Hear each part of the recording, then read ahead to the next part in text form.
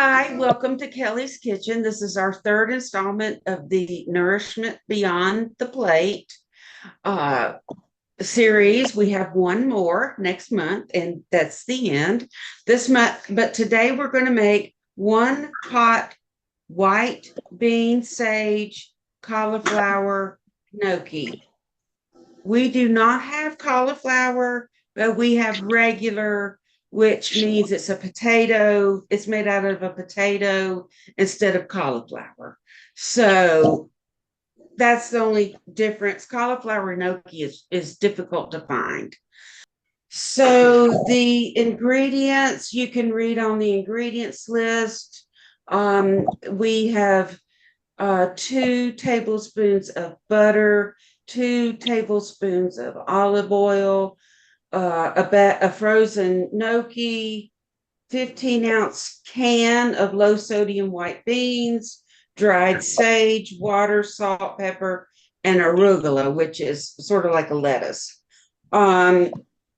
This recipe does not require any chopping, so it's going to just go nice and smooth today.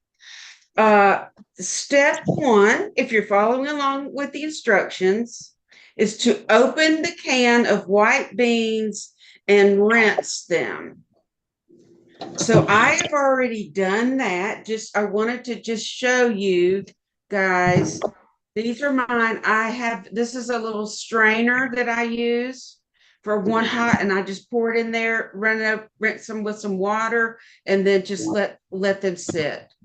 And then we'll set those over to the side so they can, if you put them in a strainer in your sink, you can just leave them there and let them drain for a while because we're going to start cooking. We don't need that yet. Okay, step 2. Turn your induction stovetop onto medium heat. Now, so to turn it on, we're going to push the on-off button. And because our temperature goes all the way up to number 10, I would suggest cooking it on maybe 4.5 or 5. Okay, so you've got your pot on your cooker's on ready to go. I know.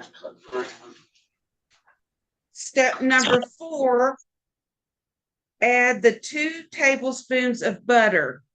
2 tablespoons of butter, which you should have in a little cup like this. So we will pour that in. Just kind of squeeze it on the sides and it'll release.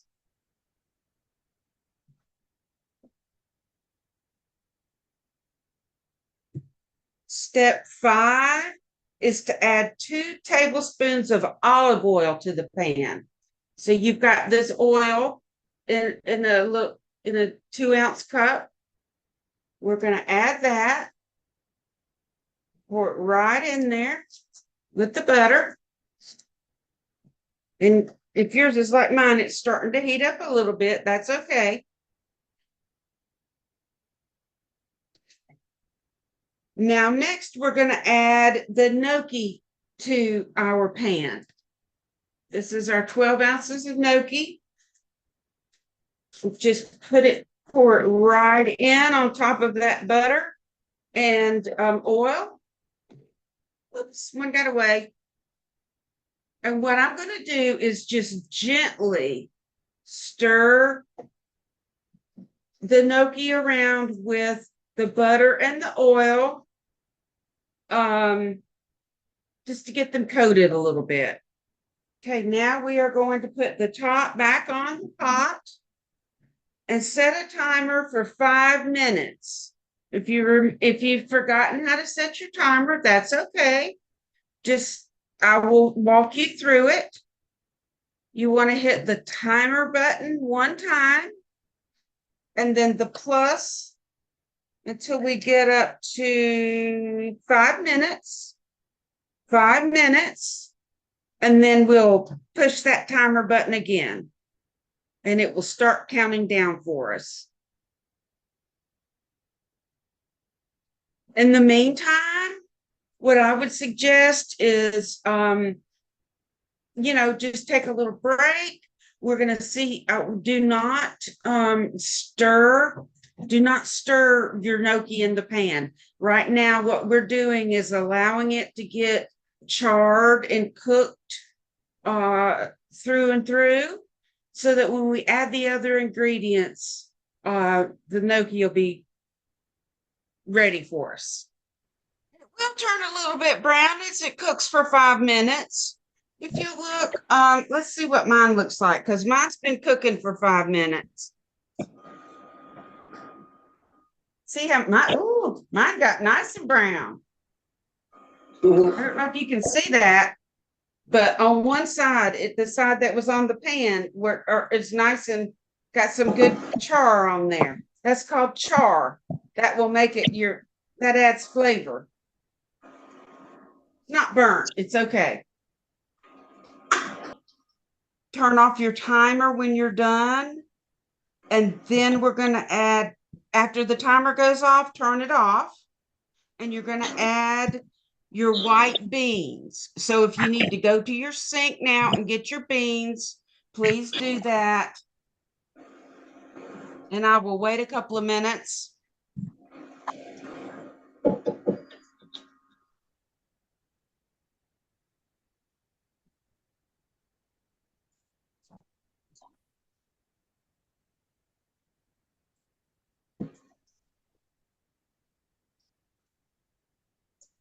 Yummy.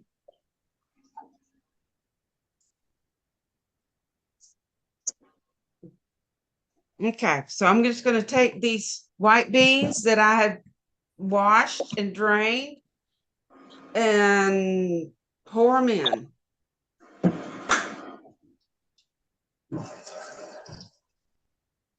Just dump them in. And then you want to gently stir. If you stir too hard, it's going to make your beans mushy. So you want to kind of go slow and gentle with it, okay? This is a recipe that has some delicate ingredients. So unless you want it mushy, if you like it mushy, stir on. Have fun, okay? The next thing, step 10, is 1 tablespoon of dried sage. That is this spice. It looks kind of greenish, I guess. Just pour that in there. It smells like Thanksgiving to me. Woo-wee. Okay, then step number 12. Oh, is that it? No. Okay, step number 11. I skipped one. Sorry, guys.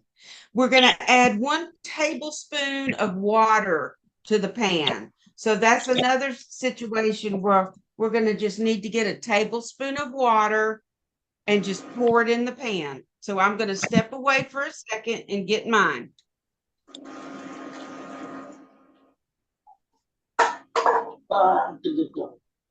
Good job. Thank you. Thank you.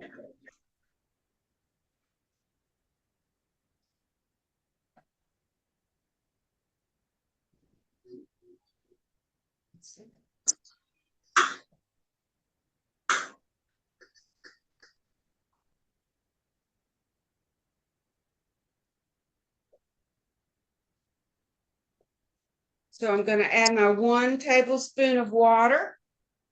Doesn't seem like a lot of water. It's not, but it's going to be yummy. We'll stir it around a little bit. I'm sizzling.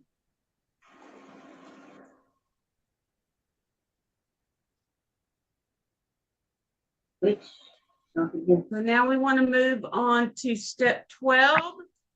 And we're going to put the lid back on the pan and set your timer for 4 minutes.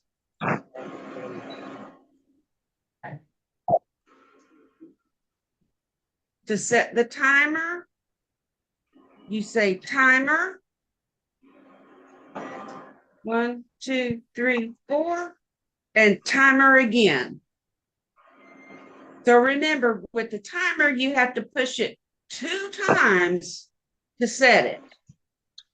You push it to start the timer, and then you push it again after you put the number of minutes in that you want to calculate. So this is definitely, I just want to let you guys know, I've mentioned it a few times that these have delicate ingredients. Some recipes that we will make, you stir, stir, stir, stir, stir, stir, stir. And some you don't stir it at all. And it has a lot to do with the ingredients and the finished product. So I just want you to know that it's not that you don't cook exactly the same every time for every recipe. It's a little bit different. Some items are delicate and need to be handled very softly or softly as we can, right? I'm not very gentle, but that's okay. Okay, so my timer has gone off.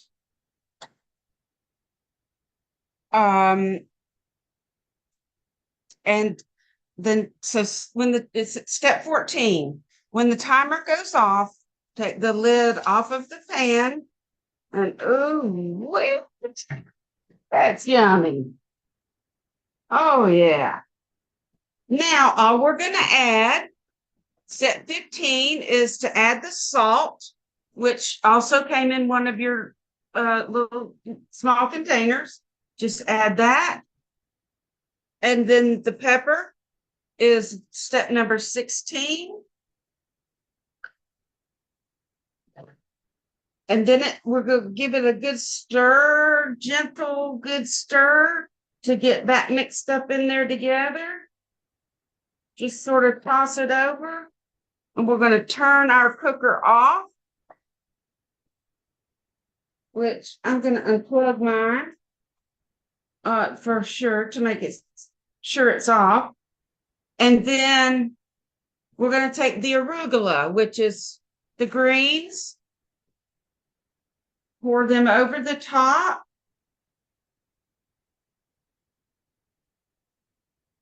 Kind of spread them around. Put your top back on, and we'll let that sit for a couple of minutes just to sort of soften up the stems in the arugula. The arugula has that. It's got some sharper edges on the lettuce. So it just kind of softens the lettuce a little bit to let it wilt with the heat a little bit. Now, just because my stove is off and my pan is off, doesn't mean the heat has gone away, right? It's still going to take a little bit of time for the heat to completely go away. So we are not cooking the lettuce. We are just letting it absorb the steam that's already in the pan that will just wilt it.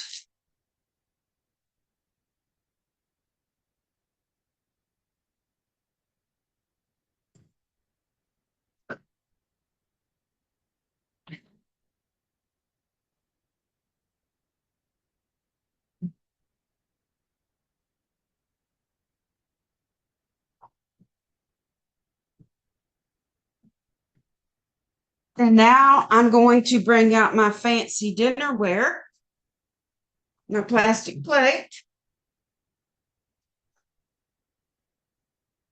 And all you have to do is just, with your tongs, take a little out.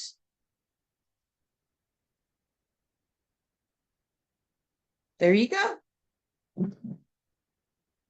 And trust me, we ate it earlier. It's really yummy.